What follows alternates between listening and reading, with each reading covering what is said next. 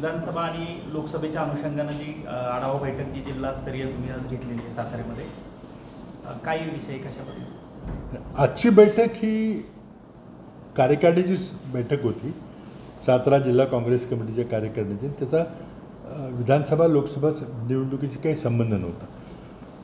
आजची बैठक ही महाराष्ट्र प्रदेश काँग्रेस कमिटीनं 3 सप्टेंबर ते 13 सप्टेंबरपर्यंत एक आम्हाला कार्यक्रम दिलेला आहे. त्यामध्ये पदयात्रा प्रत्येक विधानसभा मतदारसंघामध्ये काढायची आहे आणि त्या विधानसभा मतदारसंघामध्ये एखादी जाहीर मीटिंग घ्यायची आपल्या सोयीप्रमाणे. त्यामुळे आजची बैठक आमची तालुका अध्यक्षांना विचारणा करण्याकरता होती की तुम्ही कसा रूट आखलेला आहे. त्यापैकी मला 1-2 गावी जाता येईल, कारण 10 दिवसाचा स्पॅन आहे. त्यामध्ये मला 10 तालुके कव्हर करायचे आहेत. तर मला एखादा दिवस एका तालुक्याला देता येईल. तर त्यांनी आपला 10 दिवसाचा कार्यक्रम कसा केला आहे. पदयात्रेची अपेक्षा अशी की एखाद्या मोठ्या ऐतिहासिक ठिकाणाहून सुरू करून ती एखाद्या ऐतिहासिक ठिकाणी संपवायची.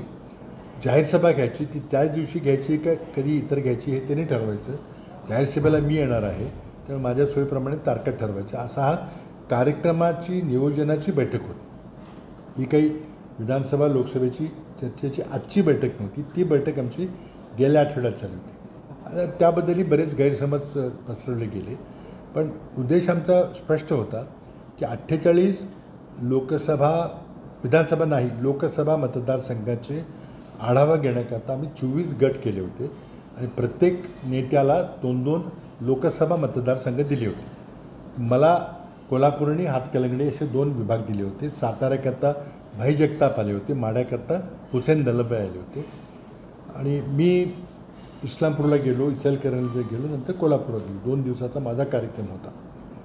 आता यामध्ये गैरसमज बराच झाला की मी ही जागा तुम्ही लढवणार का, ही जागा आम्ही लढवणार, माढा आम्ही लढवणार. तर तुम्ही लोकांनी बरेचसे गैरसमज बसवले. असं काही नव्हतं. कोणीही उमेदवार जरी लढला तरी त्या मतदारसंघातून आमच्या MVAच्या महाविकास आघाडीच्या उमेदवाराला जास्तीत जास्त मतं पडली पाहिजेत. मग त्यात काँग्रेसची जास्तीत जास्त पडली पाहिजेत, शिवसेना उबाटाची जास्तीत जास्त पडली पाहिजेत, राष्ट्रवादी शरद पवार गटाची जास्तीत जास्त मतं पडली पाहिजेत, तरच तो आमच्या आघाडीचा उमेदवार निवडून येईल. तर त्यामध्ये ही आढावा बैठक म्हणजे आम्ही ही मागितली जागा, आम्ही ती मागितली, असं करण्याचा काही संबंध नाही आहे. ही फक्त आणि त्यात दुसरी गोष्ट एक महत्त्वाची काय होती की 2 महत्त्वाच्या पक्षामध्ये फूट पडलेली आहे. आम्ही मुंबईत विचारलं की तुमच्या पक्षात काय झालं ते आम्हाला क्लिअर माहिती मिळत नाही, ती आपल्या बाजूने सांगतात. त्यामुळे आम्ही आमच्या कार्यकर्त्यांना विचारलं आहे की तुमच्या मतदारसंघामध्ये शिवसेनेच्या फुटेचं काय झालेलं आहे, तुमच्या मतदारसंघामध्ये राष्ट्रवादीमध्ये काय झालेलं आहे. जरी परिस्थिती जरी अजून निवळली नसली तरी कोण कुठं जाण्याची शक्यता आहे, म्हणजे काय राहील. कारण आम्हाला आढावा घ्यायचा आहे की समजा आपण महाविकास आघाडी म्हणून गेलो तर एका बाजूला भाजप आणि शिंदे गट आहे. पण शिंदे गटामध्ये नेते कुठे गेले ते दिसते आता की कुठला नेता कुठे गेला, कुठला नेता मंत्री झाला आहे. पण कार्यकर्ते गेलेत का, मतदार केलेत का, हा आढावा हे आकलन आम्ही आमच्या कार्यकर्त्यांच्याकडून. तुम्हाला काय वाटतं आहे की शिवसेनेचा जो इथला ग्रुप होता त्यातले कोण कुठं आहेत, कोण कुठं आहेत, लोकांना काय वाटतं आणि सर्वसामान्य लोकांना काय वाटतं की ही जी गद्दारी झालेली एका दिवसाला, तर हे आम्ही एक सेन्स घ्यायचा प्रयत्न केला. तर ही काही राष्ट्रवादीची परिस्थिती अजूनही ही इव्हॉल्विंग आहे, ती काही स्थिर झालेली नाही. त्यामुळे जे आपल्यासमोर राष्ट्रवादी काँग्रेसचे नेते आपल्याशी आमची आघाडी होती, आमच्याबरोबर आम्ही काम केलेलं आहे, कधी कधी जिल्हा परिषदेला विरोधात असलो, तर त्यातलं कोण कुठं गेला असेल, जातं आहे किंवा जाणार आहे किंवा काय दिसतं आहे त्याचा आम्ही आढावा घेतला. तो काय अंतिम आढावा नाही आहे, पण आम्हाला एक सेन्स आला की आपण जर महाविकास आघाडी म्हणून गेलो तर काँग्रेसचे किती कोणी गेलं आहे का बाहेर, किंवा काँग्रेसचं कोणी बाहेरचं कोणी आपल्या पक्षात आलं आहे का, हा आढावा आम्ही घेतला.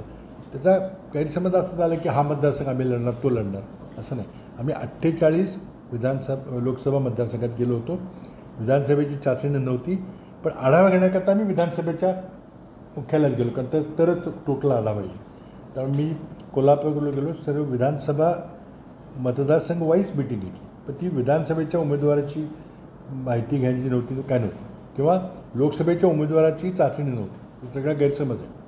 हा फक्त आढावा होता, कारण उद्या आम्हाला महाविकास आघाडी अंतर्गत जागा वाटपात बसावं लागेल. बाबा, काँग्रेसमधील मोठ्या नेत्यांना डावलून वडेट्टीवारांना जे विरोधी पक्ष नेतेपद मिळाले त्यामध्ये काँग्रेसमध्ये अस्वस्थता आहे? नाही, मला असं काही वाटत नाही. हा निर्णय सारासार विचार करून काँग्रेस श्रेष्ठी घेतात. आता तो प्रत्येकाला आवडेल असेल नाही आहे, त्यांनी तो घेतलेला निर्णय. मागे ते होते विरोधी पक्ष नेते. कांदा निर्यातीच्या बाबत पण जरा नाराजी जाणवते. 40% अनुषंगाने जी काय आता चर्चा चालू झाली, बंद वगैरे पुकारलेला आहे वरच्या भागामध्ये. तर कसं आहे की कृषी उत्पादनाच्या आयात निर्यातीचं धोरण हे केंद्र सरकार ठरवतं आपल्या देशांतर्गत किमती वाढू नयेत म्हणून. म्हणजे जो शहरी भागातला जो ग्राहक वर्ग आहे त्याचा दबाव खूप मोठा असतो, पण उत्पादक शेतकऱ्याचा तेवढा आवाज कुठं पोचत नाही. म्हणून हा जेव्हा निर्णय होतो तेव्हा नेहमी शहरी भागातल्या कन्झ्युमरचं म्हणजे जो ग्राहक आहे त्याचं हित लक्षात घेतलं जातं. मग त्याच्याकरता मग जर दर वाढायला लागले तर मग दर कमी करण्याकरता आयात करा किंवा दर पडले तर निर्यात करा, असं ते आयात निर्यात धोरण ठरतं. पण ते नेहमी उत्पादक शेतकऱ्याच्या हिताच्या विरोधात असतं. आता शेतीची काय सायकल असते. आता आल्याचं आपण बघितलं, कित्येक वर्ष आल्याला दर नव्हता, लोकांनी मोडल्या बागा, पण एकदम झटक्यात गेल्या वेळेला आम्ही आता ऐकतो की कोणी 2 कोट मिळवले, तुम्ही 1 कोट मिळवले, कुठल्या कोटी केले. म्हणजे ही शेतीची सायकल असते आणि त्या सायकलमध्ये जेव्हा दर वाढतील तेव्हा तुम्ही जर ते आयात करून पाडले दर, तर जेव्हा दर कमी होतात तेव्हा त्या मदतीला कोण देत नाही. आता टोमॅटो 1 रुपये किलोला पण कोण घेत नव्हती, ही परिस्थिती आपण पाहिलेली आहे. त्यावेळेला कोण आलं का मदतीला. पण आता दर वाढले की मग आता सगळे धावपळ सुरू झाली की आता सरकार खरेदी करणार आणि 40 रुपये किलोला कांदा विकणार, म्हणजे दर पाडायचा प्रयत्न. म्हणून या कृषी मालाच्या आयात निर्यातीबद्दलचे धोरणामध्ये माझी स्वतःची भावना अशी आहे की कृषी मूल्य आयोगाचा सल्ला घेतला पाहिजे केंद्र सरकार. राज्य सरकारचा तर बिलकुल कोणी घेत नाही आणि शेतकऱ्यांचा तर बिलकुल कोणी विचारत नाही. डायरेक्ट केंद्रातलं व्यापार मंत्रालय निर्णय घेते. कृषी मंत्रालय पण विचारतात का नाही माहीत नाही. माझा आग्रह आहे की कृषी मूल्य आयोग जो आहे त्या आयोगाला विचारलं पाहिजे की तो सगळा अभ्यास करून देशातले दर ठरवतो, हमी किंमत ठरवतो, त्याचा सल्लाही घेतला पाहिजे. त्यामुळं नाराजी होते कारण एक धोरणं सगळी अँटी फार्मर धोरणं आहेत, शेतकऱ्याचे विरोधी, उत्पादक शेतकऱ्याचे विरोधी धोरणं आहेत. बाबा, मुनगंटीवारांची प्रत्यक्ष टीका अजित पवार गटावर केलेली आहे त्यांनी की तुमचा गट म्हणजे राष्ट्रवादीचा गट दुरावला असेल तर त्यामध्ये शरद पवारांचेच सत्तांत संस्कार, असं अप्रत्यक्षपणे ते. आता बघा, ही इतकी परस्पर विरोधी विचाराची माणसं एकत्र आलेली आहेत की हे कसं चालणार, किती दिवस चालणार आणि कसं मला चिंता आहे. परंतु मला त्याबद्दल एक टिप्पणी एवढीच करावीशी वाटते की महाराष्ट्राची संस्कृती अशी फितुरूची, गद्दारीची, पाटीत सुरा खोपण्याची नाही आहे. सर्वसामान्य महाराष्ट्राच्या नागरिकाला आवडलेलं नाही आहे की तुम्ही लोकांना एक सांगून मतं घेतली आणि ती मतं विकली तुम्ही. खोक्याची चर्चा जी आपण ऐकली असेल त्याचा काय अर्थ, कोणाला काढायचं तो काढतील, पण हे सर्वसामान्य मतदाराला आवडलेलं नाही. आज महाराष्ट्राचं नाव हे देशात बदनाम झालेलं आहे.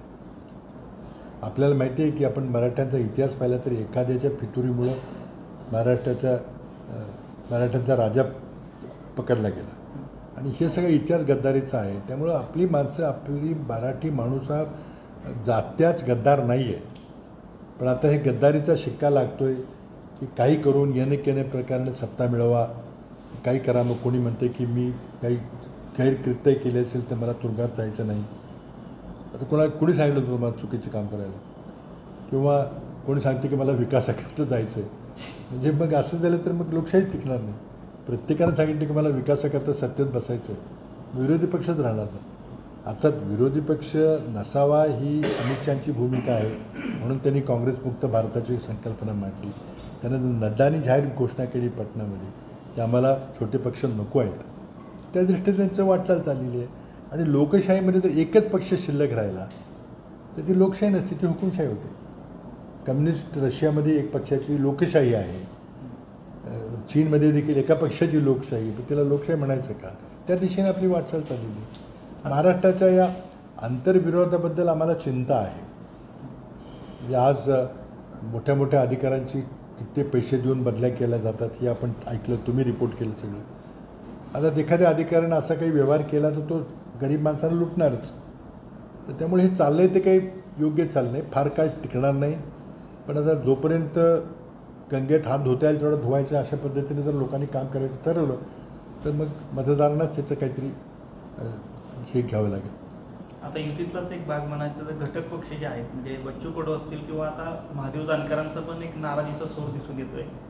काही गोष्टीमध्ये स्वतः ते भाजप सरकारवरच टीका करताना आपल्याला पाहायला मिळते. ती टीका करून काय नाही, फक्त दबाव वाढवायचा, आपली किंमत वाढवायचे प्रकार आहेत. त्यांना जर खरोखरी नाराजी असेल तरी बाहेर पडलं पाहिजे. आघाडीमध्ये कशाला राहतात ते? त्यांनी त्या सरकारला पाडण्याकरता आम्ही पुढचे प्रयत्न करू असं जाहीर केलं पाहिजे. आज एका बाजूला 28 पक्षांनी एकत्र येऊन इंडिया आघाडी तयार केलेली आहे. कशाकरता केली आहे की आपल्या मतविभाजनामुळं भाजप निवडून येते. 2014ला भाजपला 31% मतं पडली. ती 19च्या लोकसभा निवडणुकीमध्ये ती 37% झाली. कारण बालाकोट झालं, पुलवामा झालं, भावनात्मक म्हणजे एक 35% भाजपची आहेत मतं. कोणी हिंदुत्वाच्या नावावर, कोणी धार्मिक ध्रुवीकरणामुळं. पण 65% लोकांनी नरेंद्र मोदींचा पराभव करण्याकरता दोन्ही वेळेला मतं दिलेली आहेत. पण झालं काय की आत्ता सध्या लोकसभेमध्ये 38 पक्षाचे खासदार निवडून आलेले आहेत. त्याला थोडी मतं पडली. 2019ला आणि 2014ला काँग्रेस पक्षाला देशात 19% मतं पडली. पण मग त्यानंतर दुसरा नंबर पक्ष तृणमूल काँग्रेसचा 4% आणि त्याच्याखाली मग 2%, 1%, अर्धा, पाव टक्क्यापेक्षा कमी. पण मतं विभागली गेली नाही. तर ती टाळण्याकरता आम्ही 28 पक्षाची इंडिया आघाडी तयार केलेली आहे. त्याची पुढची बैठक मुंबईला 1 तारखेला होणार आहे, 31 आणि 1 तारखेला. आणि आणखी पक्ष त्यामध्ये येतील अशी आम्हाला खात्री आहे. तर ही लढाई आता 2 विचारधारांची लढाई आहे. एक आम्हाला लोकशाही टिकवायची आहे, संविधान टिकवायचं आहे, आमचा तिरंगा टिकवायचा आहे. आणि दुसऱ्या बाजूला ठोकशाहीच्या दृष्टीनं मोदी या देशाला घेऊन चाललेले आहेत. या 2 विचाराची लढाई, या 2 आघाडीची लढाई होणार आहे. आणि आमचा प्रयत्न आहे की नरेंद्र मोदीच्या एका लोकसभा उमेदवाराच्या विरोधात आमचा एकच उमेदवार उभा राहील आणि मताचं विभाजन टाळेल. आता नरेंद्र मोदीचा प्रयत्न चालला आहे की छोटे पक्षांना खतपाणी घालून उभं करा. ठीक आहे, लोक ठरतील. वंचितचा जो अनुभव मागचा होता तो चांगला नव्हता. वंचितच्या 2019च्या त्यांच्या त्या आघाडीमुळं 9 ठिकाणी काँग्रेस राष्ट्रवादीचे उमेदवार पडले. म्हणजे 9 ठिकाणी भाजपचे अतिरिक्त खासदार निवडून आले फक्त प्रकाश आंबेडकरांच्या 2019च्या धोरणामुळे.